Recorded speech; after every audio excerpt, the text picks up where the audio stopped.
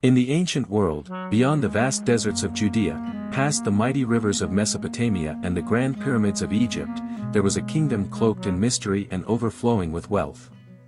This was Sheba, a land where gold gleamed under the sun, and the air was rich with the scent of frankincense and myrrh. From this land of abundance rose a queen whose name would echo across generations, the Queen of Sheba. She was no ordinary monarch. She ruled over a mighty empire at the crossroads of the world's most profitable trade routes. Sheba was not a forgotten corner of history, it was a beacon of power, commerce, and influence. Some say her kingdom lay in southern Arabia, where the ancient Sabaean civilization flourished. There, amid the mountains and deserts of modern-day Yemen, the people of Sheba harnessed the harsh climate with brilliant engineering. They built vast irrigation systems and the famed Dam of Marib, transforming dry valleys into gardens.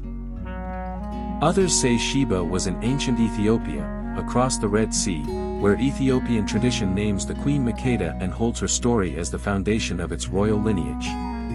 These accounts, though different, agree on one thing: Sheba was powerful, and its queen unforgettable. Sheba's people were master traders. Their caravans moved like rivers of gold across the desert, bearing perfumes, spices, ivory, and gems. Frankincense and myrrh, grown only in this part of the world, were worth more than gold. They supplied the temples of Egypt, the courts of Babylon, and the shrines of distant gods. Sheba's influence stretched far. Its ships sailed the Red Sea, the Indian Ocean, and beyond. Its name commanded respect in every royal court. And above it all stood the queen. She ruled not with brute force, but with wisdom, diplomacy, and unmatched intelligence. Though scripture offers few personal details about her, what it reveals is powerful. She held enough status and reverence to meet Solomon, king of Israel, as an equal. That alone speaks volumes. But this queen desired more than influence. Her heart longed for truth. Tales of Solomon's unmatched wisdom had reached her courts, stories of a king who judged with divine insight, who understood the mysteries of life, who governed with justice wrapped in mercy. The Queen of Sheba was moved not just by his reputation as a ruler, but by whispers of his connection to a higher power. She wanted to see for herself if this wisdom truly came from God. The decision to journey to Jerusalem was not taken lightly.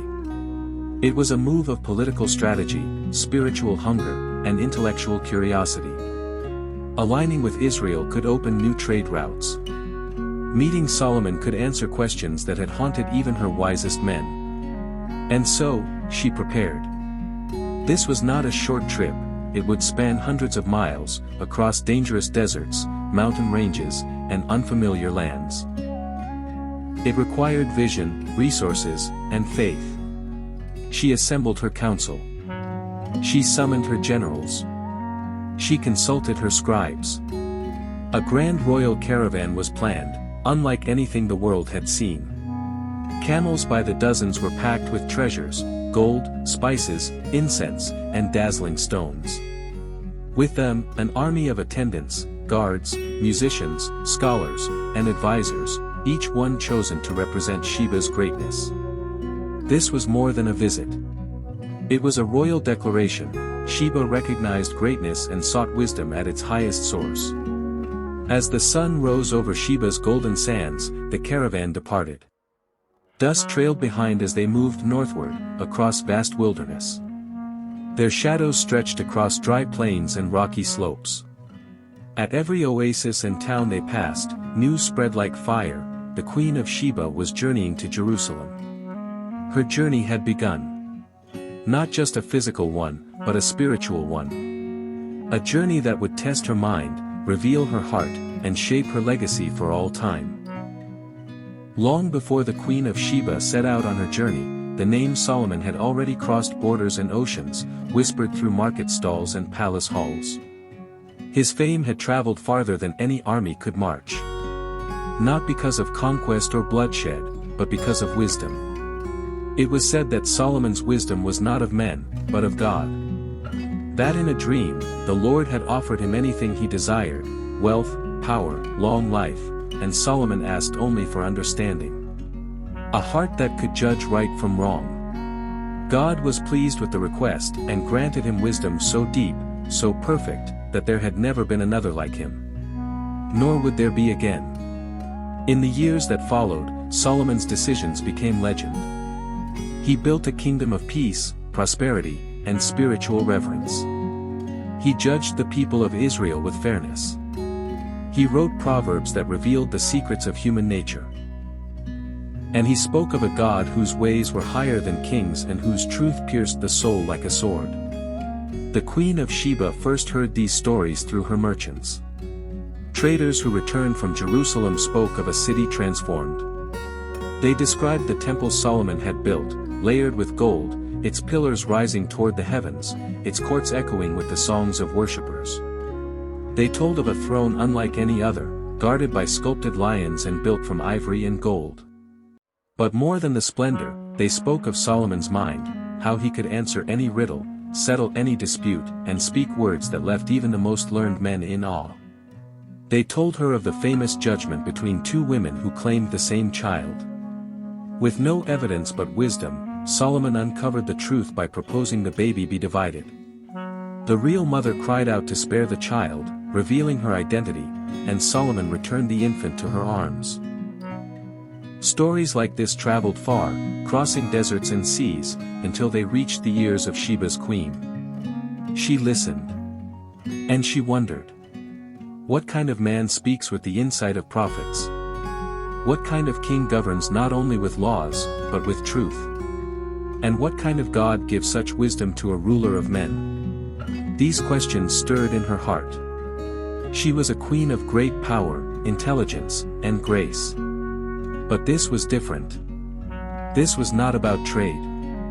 This was not about politics.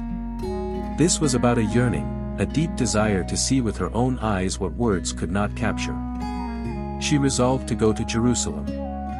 Not to flatter Solomon, but to test him. She would bring riddles and questions that had confounded her court. She would speak of mysteries that wise men debated for years. And she would look into the eyes of this king to see if what they said of him was true. Her decision was more than personal. It was strategic. A good relationship with Israel could strengthen her kingdom's position on the global stage. Israel was nestled between powerful empires, Egypt to the south, Mesopotamia to the north, and trade routes to the Mediterranean. Friendship with Solomon could open doors, safeguard her caravans, and elevate Sheba's standing among the nations. So she began preparations. She didn't take the journey lightly. The roads were long, the deserts brutal, and the political stakes high. This was not a queen going on pilgrimage. This was a sovereign monarch embarking on a state mission, a spiritual mission, both at once. Her council convened. Advisors gathered to discuss routes, provisions, and protection. Gifts were selected, not ordinary tributes, but treasures of Sheba's wealth, fine gold in carved chests, gemstones pulled from the earth's depths, spices worth their weight in kings' crowns. Everything she brought would speak not only of her power, but of her honor. The queen herself prepared her questions. These were not shallow curiosities. They were the kind of riddles that reached into the soul. Questions about life, death, justice, truth, and the divine. She did not come seeking easy answers, she came to test what no man had answered before. And so the decision was made. The Queen of Sheba would ride out with the sunrise, across scorching sand and foreign lands, to find out whether Solomon's wisdom was truly from heaven, or merely another myth of men. She was not just chasing stories. She was chasing truth. The sun rose over the golden hills of Sheba, casting long shadows across the palace courtyards. A sense of anticipation filled the air. Today, the queen's journey would begin. But such a journey could not happen overnight. For weeks, the kingdom had stirred with activity. The sound of hammering metal, the cries of merchants, and the scent of incense drifted through the streets. The greatest expedition in Sheba's history was being prepared. The queen stood on the palace balcony, watching the preparations below. She had made her decision, not just to visit Solomon, but to arrive with glory worthy of her kingdom. Her journey would not be quiet. It would be grand, visible to all nations, declaring the power, wealth, and dignity of Sheba. The world would know that a queen was coming, and that she came not for flattery, but for truth. She summoned her ministers, her generals, and her royal artisans. Every detail had to be perfect. The caravan would stretch for miles, winding through desert and mountain, crossing foreign borders, and passing through lands both friendly and unknown. Safety was a concern. So was the presentation. The queen understood that the first impression upon Solomon would speak volumes. Gold was measured and weighed, sealed in carved chests and secured under armed watch. Gems, emeralds, sapphires, and rubies were hand-selected for brilliance. Spices were gathered from Sheba's sacred groves, frankincense, myrrh, cinnamon, and rare balms stored in sealed alabaster jars. Silks were folded and bound, embroidered with symbols of her dynasty. Musicians rehearsed with harps and flutes, while dancers practiced steps meant to honor the God of Israel. But beyond the riches, the queen carried something even more valuable: her questions. She met with her wisest counselors and scholars, crafting riddles and inquiries that touched on the deepest matters of life. These were no ordinary puzzles. They were tests of heart and soul. The queen was not coming to be dazzled, she was coming to challenge the king. The journey ahead would take weeks, perhaps months. The route was harsh: sandstorms, steep cliffs, wild terrain. She would pass through hostile regions and unfamiliar customs. The caravan would need soldiers, medics, engineers, cooks, and scribes. Every role was assigned. Every man and woman chosen for loyalty and skill. The queen herself would lead them, not hidden in a litter, but seated visibly on a royal camel, wrapped in white and gold, crowned in dignity. Her closest maidens helped her prepare garments fit for every stop along the way. They wrapped her scrolls in leather, sealed her letters with wax, and packed her personal library. She carried with her the wisdom of Sheba, but she knew, true wisdom never fears to be tested. On the morning of departure, the entire kingdom gathered. From mountaintop to valley floor, the people stood in reverent silence as trumpets blew across the city. The queen emerged, her eyes fixed on the horizon. She walked slowly through her palace gates, blessing the elders and bidding farewell to the children. This was not just her journey, it was Sheba's journey. She rode for her people, for truth, and for the hope that her questions might find their answers in Jerusalem. The camels groaned under the weight of treasure. The guards took their place at every corner. The royal banners unfurled, catching the wind like sails. And with a final signal from her captain, the caravan moved forward, a river of gold and faith, flowing into the unknown. They crossed valleys rich with olive trees and hills where wild animals roamed. At every stop, local governors brought offerings, amazed by the scale of her company. Children whispered stories about the queen with eyes like fire and a voice of thunder. But she remained focused. No distraction could sway her. Her heart beat with purpose. As the days turned into weeks, the heat grew intense. Sand filled their robes and eyes. Some fell ill. Others stumbled from exhaustion. But the queen never turned back. She endured what her people endured. Her strength became their strength. And her determination spread through the caravan like fire.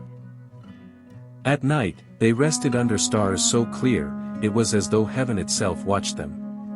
The queen would sit by the fire, speaking with her scribes, rehearsing her questions, reciting her people's proverbs. She wanted to come to Solomon not just as a queen, but as a seeker, a woman of strength, yet humble enough to learn. She often wondered how he would receive her. Would he see through her riddles? Would he understand her spirit? Would he speak of his God? These thoughts followed her with every step. And still, the caravan pressed forward. The Queen of Sheba did not seek applause or approval. She sought wisdom. And as her caravan crossed the final stretch of wilderness, with Jerusalem just beyond the distant hills, her heart whispered a silent prayer. Let him be everything they said. Let the wisdom be real. Let this journey be worth it. The sun blazed high in the sky as the Queen of Sheba's caravan crossed into unfamiliar territory. The sands beneath them were foreign now, and the terrain had shifted. Rocky ridges rose along the horizon, and deep valleys stretched far into the distance. The wilderness was no longer the land of her forefathers, it was the domain between kingdoms. The space where stories become history. The days grew longer. The nights colder. The camels moved slower now, their burdens heavier with the wear of time. Still, the queen pressed on. Her eyes, sharp and unyielding, scanned the path ahead. She had not come this far to turn back. Her resolve was fire, and her destination was the throne of Solomon. They passed through cities with strange tongues and unfamiliar customs. Governors and rulers, curious and respectful, offered food and safe passage. Many had heard of her journey, a queen from the south, traveling with an empire's wealth to see the wisest king on earth. They watched as her caravan passed, eyes wide at the gold, the incense, the soldiers, the elegance of a monarch in motion.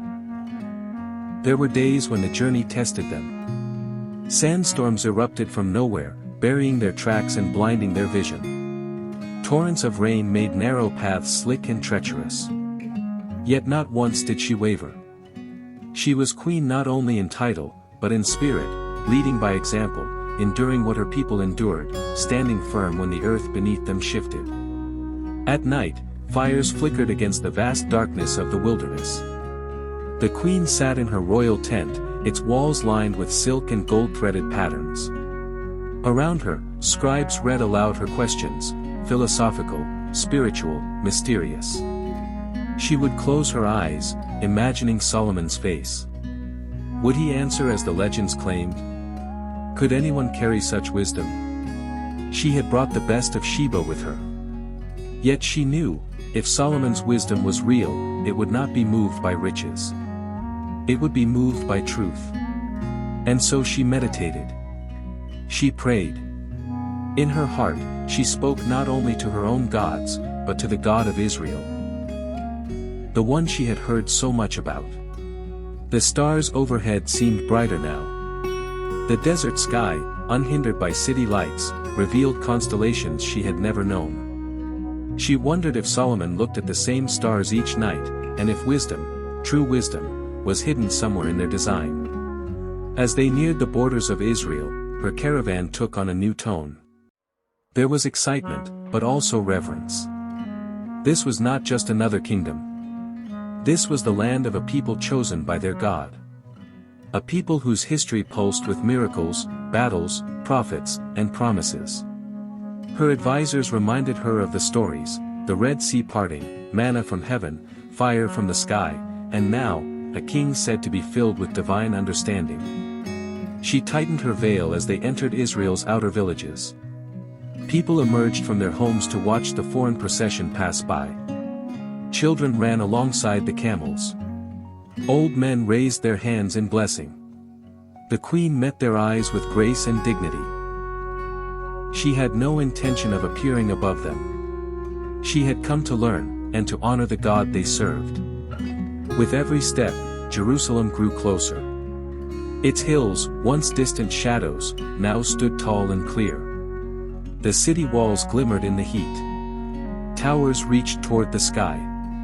The temple, Solomon's temple, could be seen even from miles away, its golden roof catching the sun like a beacon from heaven. The final ascent was the hardest. The roads narrowed. The dust thickened. The air, once dry and wild, now held the faint scent of cedar and olive. Priests, guards, and officials came down from the city to welcome her. Trumpets sounded in the distance. Word had reached the king, the Queen of Sheba was arriving. As the caravan crested the final ridge, the full majesty of Jerusalem lay before her. It was a city unlike any she had seen. Orderly, clean, and alive with purpose. The temple shone like a crown in the center of it all, surrounded by courtyards, palaces, and bustling streets. The queen dismounted from her camel, standing tall despite the long journey. Her robes were dusty, but her presence was radiant. She looked upon the city with quiet awe. Here it was, the destination of her search, the home of the man she had come so far to meet. The gates of the palace opened slowly. The sound of harps drifted through the air. Officials stood in two lines, forming a path of honor. And at the end of that path, not yet visible, stood Solomon, the king of Israel. She took one deep breath and began to walk forward. The moment had come. The great gates of Solomon's palace opened with solemn majesty. Sunlight poured into the wide marble courtyard as musicians began to play softly, their harps and flutes weaving a melody of welcome. Courtiers lined the path in silence, heads bowed, eyes fixed on the grandeur approaching. The Queen of Sheba had arrived. She stepped forward slowly, the dust of the long journey still clinging to her robe, yet her presence undiminished.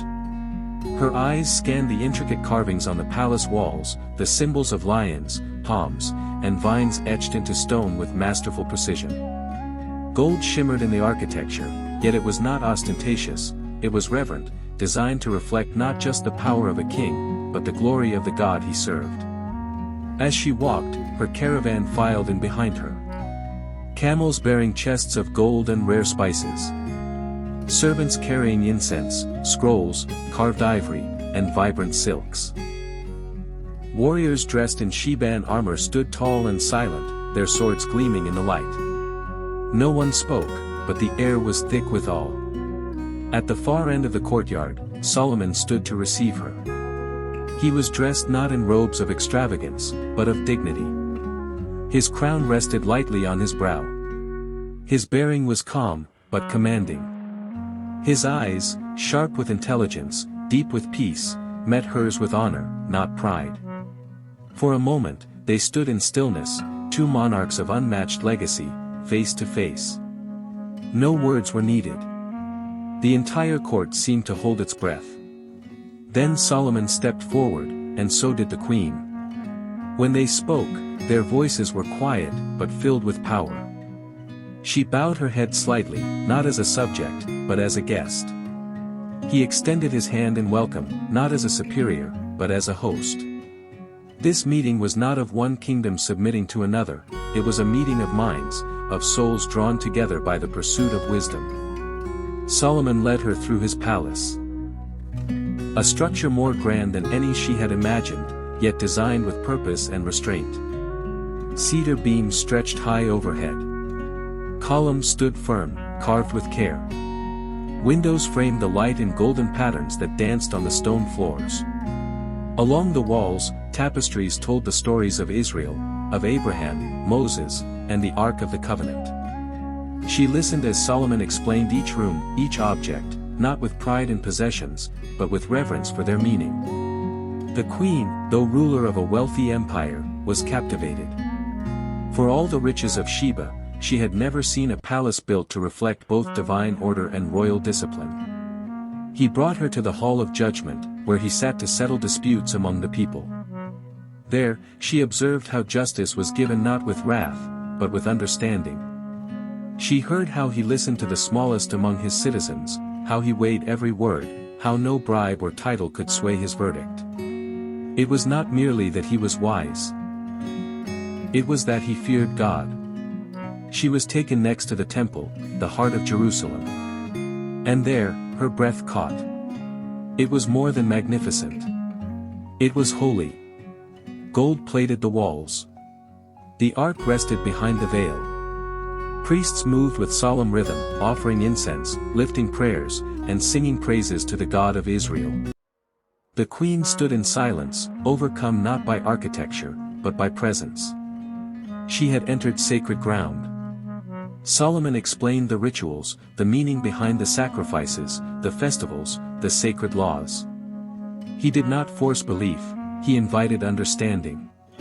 She asked questions, deep and probing. He answered with clarity, never faltering, never dismissive. His knowledge was not just vast, it was living. It breathed, it connected, it healed. At the banquet held in her honor that evening, the queen was seated beside the king. The food was rich and abundant, lamb, figs, honey, and wine, but it was not the meal that amazed her. It was the unity, the joy, the respect among Solomon's people. There was order. There was peace. And it flowed down from their king like oil from the head of a priest. She watched his servants, how they moved with grace and discipline. She noticed the scribes who recorded every word of the king, not in fear, but in reverence. She listened to the laughter of children playing in the court, unafraid in the presence of royalty. This was no ordinary kingdom. This was a reflection of something divine. Later that night, when the queen retired to her chamber, she sat in silence by the window, gazing at the temple bathed in moonlight. Everything she had heard was true. And yet, it was more. She had come with questions. She had come to test him. But in her heart, she already knew, this was not the wisdom of man alone. This was the wisdom of a king who walked with God. The next morning, as the sun rose over the hills of Jerusalem, casting golden light upon the temple and palace rooftops, the Queen of Sheba rose with a clear purpose in her heart. This was the day she would put Solomon's wisdom to the test. She had not traveled all this way to be entertained or impressed by beauty alone. She came to find truth, to determine for herself whether the king's insight truly came from above. She instructed her scribes to retrieve the scrolls they had prepared. Inside were questions carefully crafted by the most brilliant minds of Sheba, riddles and mysteries that had puzzled sages for generations. These were not mere puzzles of words. They were questions of life and justice, of good and evil, of destiny and the divine. The kind of questions only a heart enlightened by truth could begin to answer. When the queen entered the hall of wisdom, Solomon was already there, seated in quiet stillness. Light poured through stained windows, casting patterns across the stone floor. A hush fell over the room. The queen stepped forward, scrolls in hand, and sat across from him. Around them, trusted officials and scribes observed in respectful silence, understanding that what was about to take place was more than conversation. It was a sacred exchange. She began her test.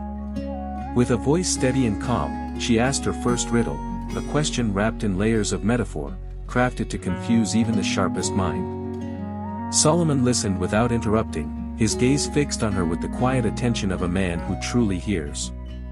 When she finished, he smiled gently and answered with clarity and precision. The meaning of her riddle unfolded from his words like a scroll being opened. It was not guesswork, it was understanding. She moved to the second question. Then the third. Then the fourth.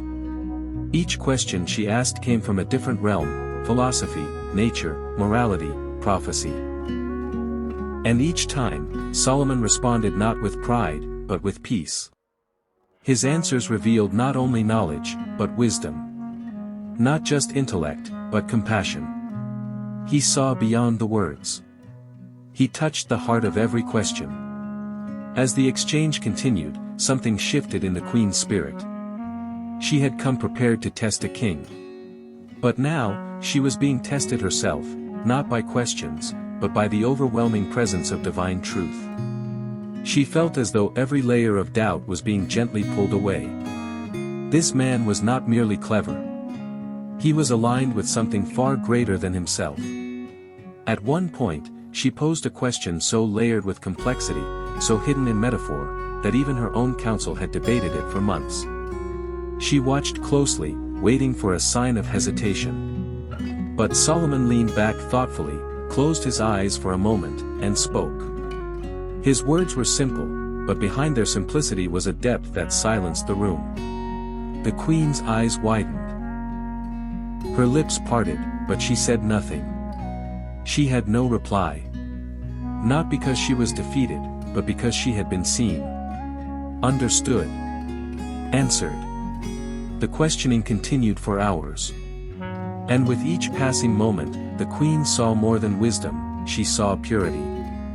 A kind of discernment that didn't rely on manipulation or trickery, but on light. Solomon's answers were not designed to impress, they were meant to illuminate. When the final question had been answered, she sat in silence for a long time. Her heart beat fast. She looked at him, not as a fellow monarch, but as a man who walked with God. She realized that she had entered the chamber with a crown upon her head, but she would leave with something far more valuable, understanding. She leaned forward, her voice softer than before. She thanked Solomon, not for his eloquence, but for his spirit. She confessed that everything she had heard in her kingdom, all the rumors and reports, had not even captured half the truth. His wisdom exceeded reputation. His answers were a reflection not of pride, but of righteousness. And in that moment, she was no longer just a queen speaking to a king. She was a seeker standing before a man touched by heaven. Solomon, for his part, honored her courage, for it takes humility for a ruler to ask questions. It takes strength to seek truth beyond borders. And it takes wisdom to recognize wisdom when it is found.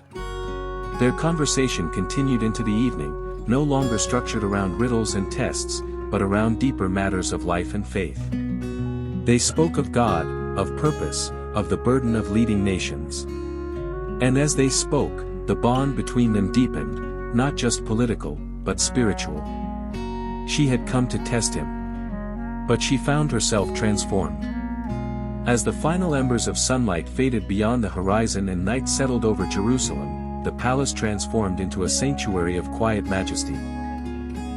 Servants lit torches and lamps one by one, casting a warm golden glow throughout the great halls. That evening, Solomon prepared a royal banquet, not simply as a gesture of hospitality, but as a continuation of the divine exchange unfolding between two sovereigns.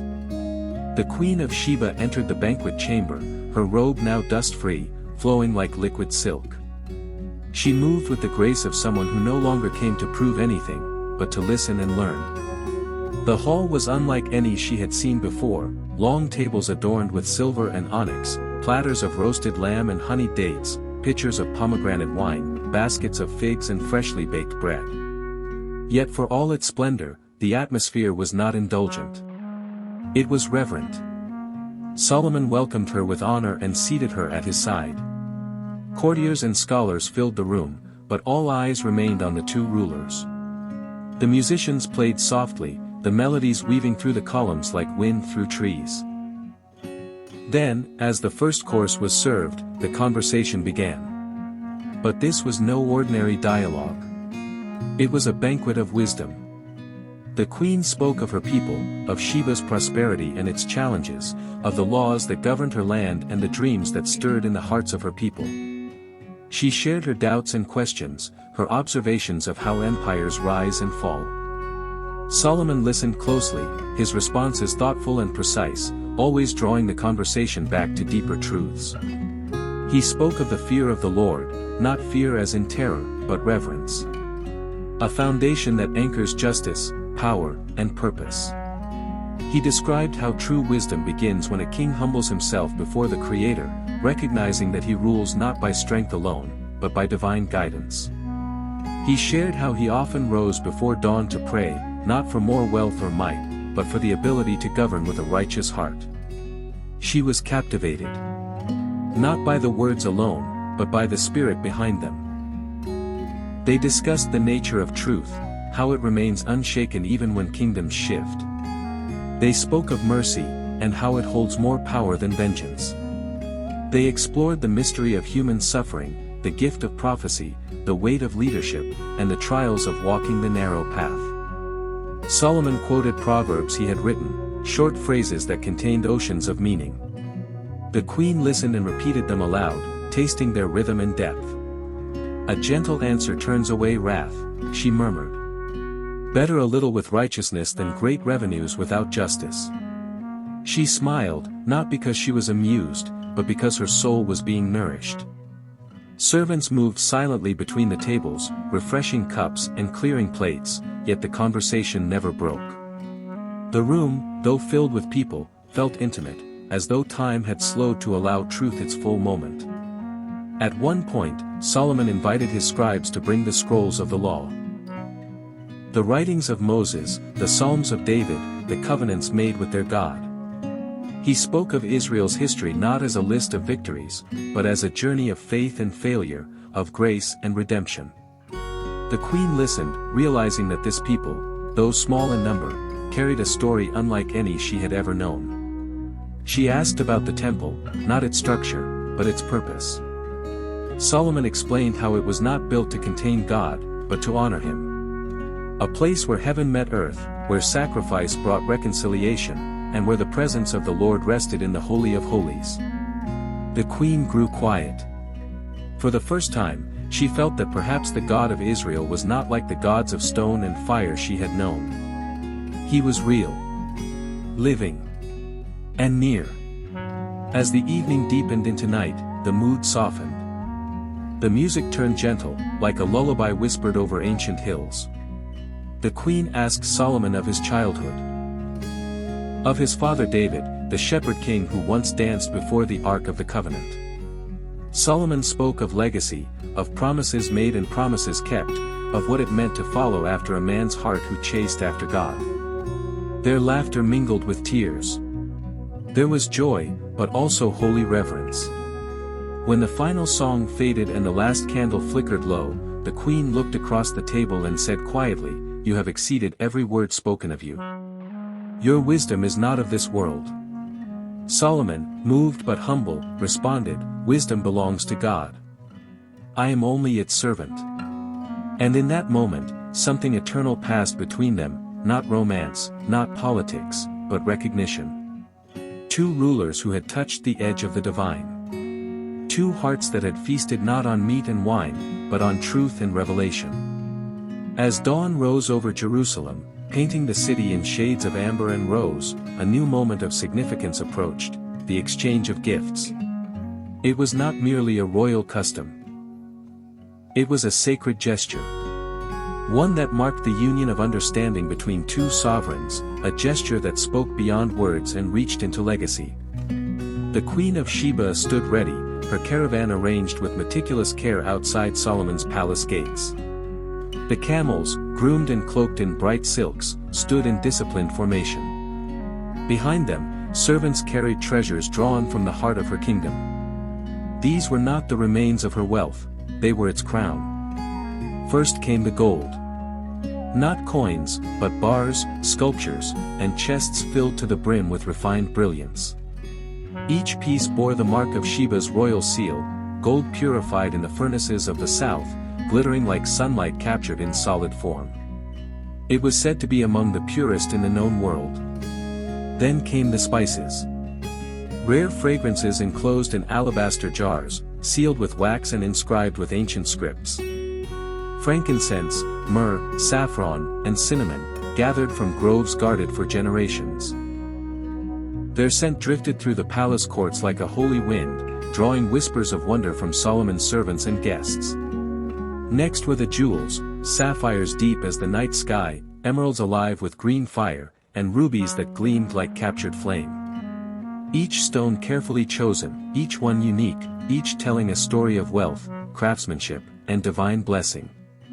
There were silks embroidered by hand, ivory carvings shaped into animals and gods, rare scrolls written in languages Solomon had yet to study, and exotic birds that sang with voices never before heard in Jerusalem. And then, in a gesture that defied expectation, the queen stepped forward herself and presented the final gift, not of gold, but of word. A scroll, written by her own hand, expressing her reverence for the God of Israel, and her gratitude to the king whose wisdom had stirred her soul. It was personal. It was spiritual. And it was precious beyond any material offering. Solomon received each gift with dignity, his gratitude sincere. He understood the value of such offerings, not just in wealth, but in meaning. These were not bribes nor displays of power. They were tributes of honor from a queen who had found what she sought. But he did not let the exchange end there. Solomon summoned his treasurers and advisors. From the vaults of Israel, he brought forth his own gifts for Sheba, gifts that reflected both his royal stature and his understanding of her heart. He gave her items rare even in his kingdom, golden vessels crafted by master artisans, scrolls filled with divine wisdom, musical instruments carved from cedar and strung with silver. He gave her garments dyed in colors that only the temple priests wore, and perfumes blended by his own apothecaries. And he gave her knowledge. He granted her access to books from the archives of the scribes, records of Israel's journey from Egypt to Canaan, prophetic songs of David, the writings of law and worship, treasures of the Spirit. He knew that of all the things she would carry home, none would endure longer than truth. The people watched with reverence as the gifts changed hands. Not a transaction of kings and queens, but a celebration of understanding between nations. No contracts were signed. No demands were made. It was grace. It was generosity. It was peace. The queen walked among her gifts and Solomon's, knowing that what had taken place was more than ceremonial. It was eternal. For long after the spices would fade and the gold would tarnish, their shared wisdom would echo through history. Later, as the sun began to set and her caravan was prepared once more for departure, the queen stood before Solomon, her eyes reflecting both gratitude and resolve. "I came to test the stories," she said, "but I leave carrying truth." Solomon nodded, the weight of the moment resting on them both. He had not just answered her riddles. He had welcomed her into something sacred. Something enduring. And though they came from distant lands, they had found unity, not in blood, not in alliance, but in the pursuit of something far greater than either throne. Wisdom. Long after the Queen of Sheba returned to her homeland, her journey continued to echo through the corridors of history. Her encounter with Solomon became more than a meeting of monarchs, it became a legend. A story retold through scrolls, oral tradition, and ancient texts that reached far beyond Jerusalem and Sheba. But as with all great stories, whispers began to grow. Not just about what was seen, but about what was never written, about what might have taken place behind the veils of royal chambers, in the quiet hours after the riddles were answered and the gifts exchanged. The world wanted to know, was there more? Some traditions say yes.